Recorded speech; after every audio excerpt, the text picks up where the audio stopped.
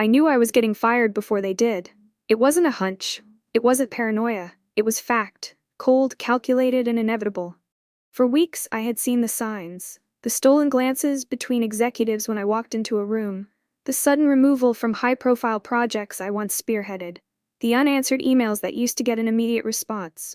And then, the final clue. A careless mistake on their part. An email thread I wasn't supposed to see. One that spelled out, in no uncertain terms, that my termination had already been decided. That they were replacing me with someone younger, cheaper, more dynamic. 15 years. That's how long I'd given them. 15 years of late nights, sacrificed weekends, and missed birthdays. I had been there when Vanguard Solutions was nothing but a struggling tech startup gasping for air. I helped turn it into a corporate titan. And in return, a 2-line email confirming my demise. They thought they were playing chess, that I was just another pawn they could remove from the board. But they had no idea. I had been playing a different game all along. Some secrets destroy lives, and some bring justice. Welcome to Family Secret Files, where the darkest truths come to light. Make sure to subscribe and hit that notification bell so you never miss a story that will keep you on the edge of your seat. Now, let's dive in. Olivia Mercer was a survivor. She had to be. The world wasn't kind to women like her, women who worked harder, who refused to stay quiet, who built something from nothing, and expected to be treated with the same respect as their male counterparts.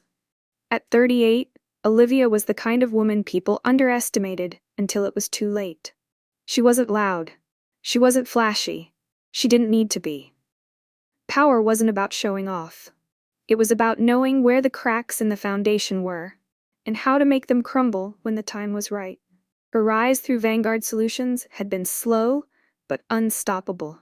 She started as a data analyst, crunching numbers and spotting inefficiencies no one else noticed. Within 3 years, she was leading entire teams. Within 7, she was instrumental in securing multi-million-dollar contracts that put the company on the map. She was the one they sent in when deals were falling apart, the one they relied on when projects were on the brink of failure. She was their fixer, their problem solver. And now, she was their problem. Olivia had seen it happen before, executives pushing out seasoned employees to replace them with fresh talent, meaning someone they could manipulate for half the salary. But she never thought they'd do it to her. Not after everything she had done for them. Not after everything she knew. Her phone buzzed, unknown number. She smirked, right on schedule. Sliding her finger across the screen, she answered. Olivia Mercer speaking. A pause, then a familiar voice, cold, rehearsed, detached. Miss Mercer. This is Daniel Reese. Can you step into my office? Daniel Reese, CEO of Vanguard Solutions, the man who used to praise her like she was his greatest asset. The man who just months ago stood beside her at a corporate gala, toasting to her brilliance. And now, he didn't even have the decency to fire her over a direct call. He wanted her to come to him. Olivia glanced at the folder sitting on her desk, the one labeled Contingency Plan. She had already backed up all the files she needed, erased her digital footprints, set things into motion. She was ready.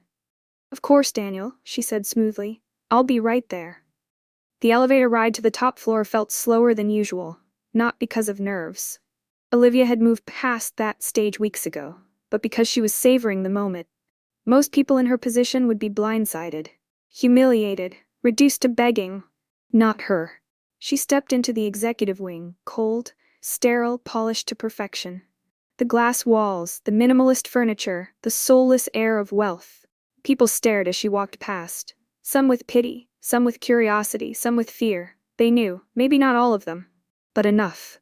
Word traveled fast in places like this, and yet no one warned her, no one stood up for her. Cowards. She reached the large double doors of Daniel Reese's office, paused for a beat, then pushed them open without knocking. He was sitting behind his massive mahogany desk, a thick folder in front of him. Next to him, Margaret Vaughn, head of HR, the executioner's assistant. Both looked up. Daniel's expression was carefully neutral. Margaret's was laced with discomfort. They expected her to be anxious, to fidget, to demand explanations. She gave them nothing. Have a seat, Olivia, Daniel said, gesturing to the chair across from him. She didn't move. Let's skip the theatrics. Margaret shifted uneasily. Daniel sighed, then opened the folder. I'll keep this brief. Due to recent restructuring efforts, we've had to make some difficult decisions regarding. Cut the bullshit. His jaw tensed. Excuse me? Olivia folded her arms. I've seen the emails, Daniel. I know this has nothing to do with restructuring. You're replacing me. So, let's not insult each other by pretending otherwise. Silence. Margaret looked like she wanted to be anywhere but here. Daniel, however, leaned back in his chair, his expression shifting from feigned sympathy to mild irritation. All right, he admitted. Yes, we're bringing in new leadership for your division. It's nothing personal. Nothing personal. The phrase every corporate backstabber used when they gutted someone's career. 15 years, she murmured, more to herself than to him. I built this company with you, and you're tossing me out like yesterday's trash. Daniel exhaled, rubbing his temple like she was inconveniencing him. We've put together a generous severance package. Olivia chuckled. A quiet, humorless sound. Severance. She let the word hang in the air. Then she met his gaze with an unsettling calm. You don't get it, do you? She said softly. Daniel frowned. Get what? Her smile didn't reach her eyes. That I'm not leaving empty-handed. Something flickered in his expression. A sliver of doubt, a hint of unease. Good. Margaret cleared her throat, shuffling some papers. Olivia, we just need you to sign these documents. She didn't even glance at them. Instead, she reached into her own bag, pulled out a sleek black USB drive, and placed it on his desk. Daniel eyed it warily. What's this? Olivia tilted her head. A parting gift. A long, tense silence stretched between them. And then, without another word, she turned and walked out. They thought they had won. They thought she was done. But this wasn't an ending. It was the beginning, and they had no idea what was coming. They thought I'd walk away quietly, pack up my desk, hand over my keycard, smile, nod, and vanish like a ghost. But I wasn't a ghost. I was the storm they never saw coming. And by the time they realized it, there wouldn't be a single thing they could do to stop it. Preparation was everything. The fools thought they had been playing me, that for months I'd been blissfully unaware of the whispers, the secret meetings, the sudden changes in my responsibilities. But they had no idea that while they plotted my removal, I had already begun setting the stage for something much bigger. The first thing I did was secure my leverage. 15 years inside Vanguard Solutions had given me access to everything. Financial records, high-level correspondences, and most importantly, the things they never wanted anyone to see. Fraud, embezzlement, illegal labor practices in overseas contracts, documents buried so deep in encrypted servers that no auditor would ever think to look. But I had looked, and I had made copies. Every night for weeks, I had taken pieces of Vanguard's dirty secrets and stored them somewhere safe. External drives, cloud storage under encrypted aliases, physical documents in a secure deposit box. I wasn't just covering my bases, I was building my ammunition. A company like Vanguard Solutions wasn't destroyed in one fell swoop. No, it had to be dismantled piece by piece, like pulling bricks from a crumbling foundation. I started with the whispers. An anonymous tip to a financial watchdog agency. Nothing explosive, just enough to put them under the microscope. An irregularity in their quarterly reports. A miscalculated revenue projection. Something that would trigger an inquiry. A slow, creeping rot. Next came the investors. I had contacts, high-level executives from rival firms, former board members who had been pushed out just like me, and venture capitalists always looking for the next scandal to exploit. A casual conversation here. A leaked document there. Doubt spread like wildfire in financial circles, and once the seed of uncertainty was planted, it was impossible to control.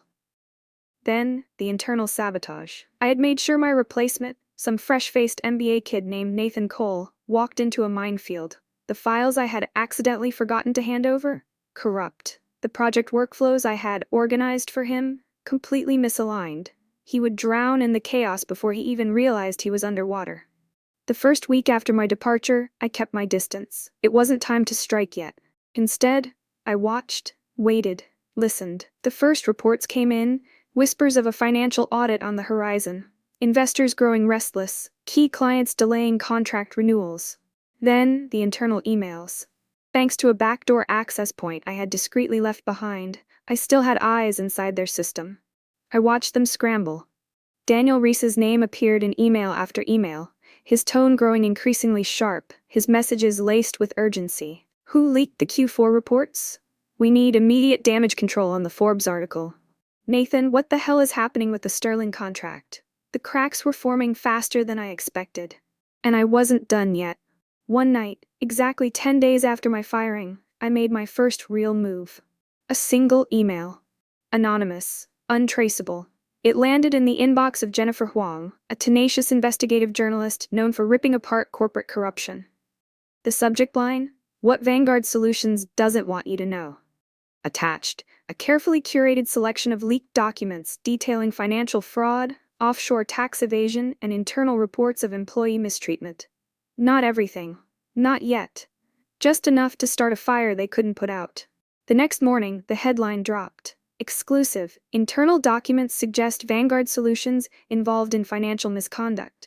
The stock dipped 12% in a single day. Daniel Reese went on damage control mode, issuing weak statements about misinformation and baseless accusations. But the more they denied it, the worse it got. Because then the whistleblowers came forward. People inside the company, some who had been mistreated, some who simply saw which way the wind was blowing, began leaking their own stories. Anonymous sources, former employees, even a few current ones. One by one, they fed the media machine, and the story refused to die. I watched from a distance, sipping my coffee as chaos spread like an infection through the company I once bled for. But my revenge wasn't complete. Not yet. Because this wasn't just about Vanguard Solutions, this was about Daniel Reese. The man who sat across from me that day. The man who had looked me in the eye and discarded me like I was nothing. He was still standing. And that wouldn't do. I had saved the best for last. For years, Daniel had been skimming from company funds, funneling money into private offshore accounts. He thought he had covered his tracks well. He hadn't. A few keystrokes, a few strategically placed leaks to the right government agencies. And suddenly, Daniel Reese was under federal investigation. The night before the news broke, I sat in my apartment watching my laptop screen as the final puzzle pieces clicked into place. Another email. Another anonymous tip. By the time the authorities arrived at his door, there wouldn't be a single move he could make. A part of me wondered what he was doing at that exact moment. Did he know? Did he feel it? The walls closing in? The empire he built crumbling around him? Or was he still clinging to the illusion of control? I hoped he was. Because there was something uniquely satisfying about watching a man like him realize, too late, that he had lost. And I was the one who beat him. That night, my phone buzzed, unknown number. I stared at the screen, then slowly picked it up, a single text. "Who are you?" I smiled, then typed my reply. "You should have treated me better." And with that, I powered off my phone. The game was almost over, and I was winning. The world watched as Vanguard Solutions unraveled. I watched, too. The headlines multiplied. Investors pulled out, clients vanished, employees fled, and at the center of it all, Daniel Reese. He must have thought he could fix it, patch the holes, silence the noise. But this wasn't just a scandal, this was a controlled demolition, and I was the one holding the detonator. He started making desperate moves, a press conference. He stood behind a podium, wearing the mask of a man in control. Crisp navy suit, perfectly knotted tie, jaw clenched, eyes sharp. Behind him, the company's logo loomed. A fortress. But I knew better. He wasn't standing in a fortress. He was standing in a house of cards swaying in the wind. I turned up the volume. These allegations are categorically false. Vanguard Solutions has always upheld the highest ethical standards, and we will cooperate fully to clear our name. Lies. And the world knew it. The journalists weren't buying it. The shareholders weren't buying it. He could stand there and spew rehearsed statements all he wanted. The fire had already started, and I was about to throw gasoline on it. He tried to disappear after that. No more public statements, no more interviews, just silence. But silence wasn't protection. Silence was a vacuum, and vacuums begged to be filled. That's when the leaks got worse. Not just financial crimes, personal ones, a secret mistress, a hidden slush fund, a questionable business retreat in the Maldives, paid for with company money. The kind of dirt that didn't just ruin careers, it ruined lives. And once that hit the news cycle, there was no coming back. I imagined what his nights must have been like.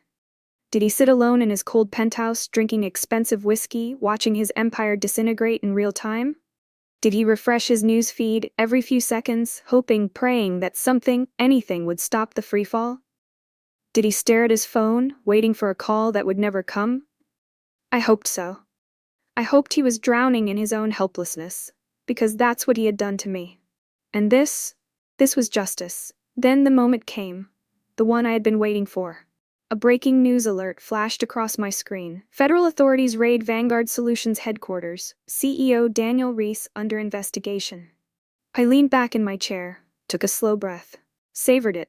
The footage was everywhere. News channels, online clips, social media feeds, agents swarming the building, boxes of files carried out, employees standing outside, their faces a mixture of shock and quiet, guilty relief.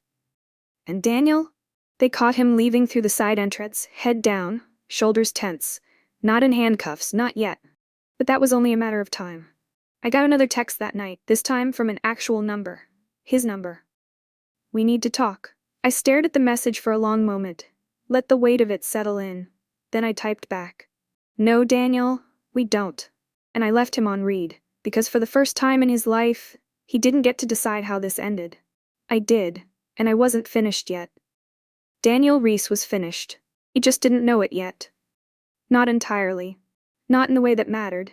He thought he could fix this, thought he could salvage what little remained of his legacy, even as federal agents combed through his files. Even as his investors abandoned him. Even as his empire collapsed, brick by brick. Some men never learn.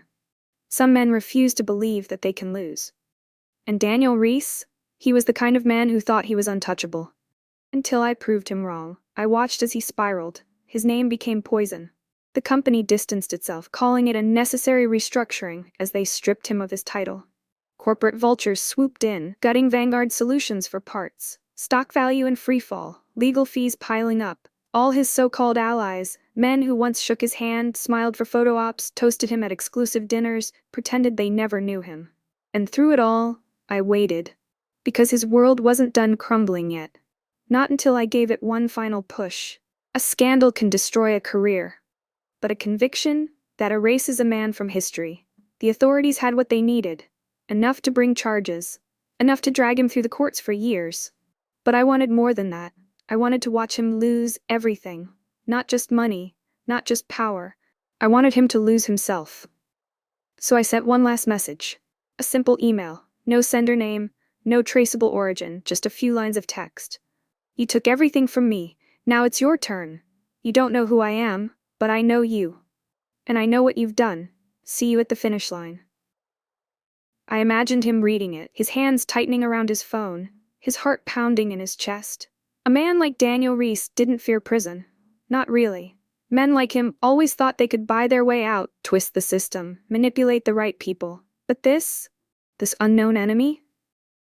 The idea that someone had been orchestrating his downfall from the shadows, that terrified him. Because if he didn't know who I was, then he couldn't stop me.